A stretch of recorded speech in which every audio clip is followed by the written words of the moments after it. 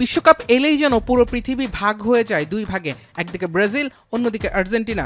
ব্যতিক্রম না বাংলাদেশের ক্রীড়াঙ্গনও। বিশ্বকাপের মৌসুমে পুরোটা সময় ব্রাজিলের পক্ষে নিজের সমর্থন জানাচ্ছেন ক্রিকেটের সাবেক অধিনায়ক এবং জাতীয় দলের নির্বাচক হাবিবুল বাশার সুমন, তার সঙ্গী উপমহাদেশের প্রথম গ্র্যান্ডমাস্টার নিয়াজ মুর্শেদও।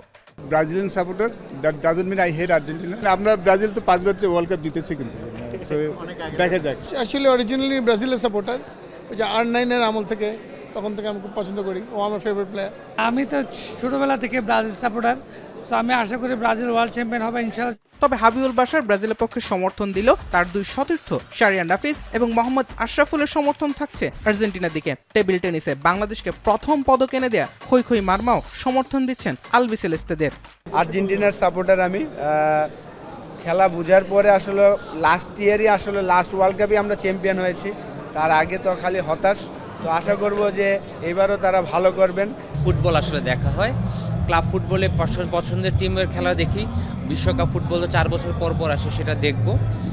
অবশ্যই মনের থেকে চাইবো আর্জেন্টিনা আরেকটা কাপ জিতুক। আমি ছোট থেকে আর্জেন্টিনা সাপোর্ট করি, তো আমি চাই যে আর্জেন্টিনা জিতুক।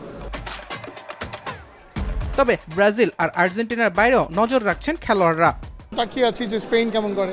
আশা করি ব্রাজিল যদি ভালো না করতে পারে, স্পেন হলো ব্যাকআপ। গতবারও আমরা দেখেছি যে টপ 4-এর মধ্যে Morocco, they were in top এবং টপ 4। সো ওয়ার্ল্ড কাপ এরকম সারপ্রাইজ সবসময় নিয়ে আসে। আশা করি ভালো ফুটবল হবে। নিয়মিত খেলা দেখার সুযোগ না থাকলেও বিশ্বকাপের 1 মাস ফুটবলকে পুরোদমে উপভোগের কথাই জানালেন ক্রীড়াবিদরা। জুবায়ের আহমেদ, এখন, ঢাকা।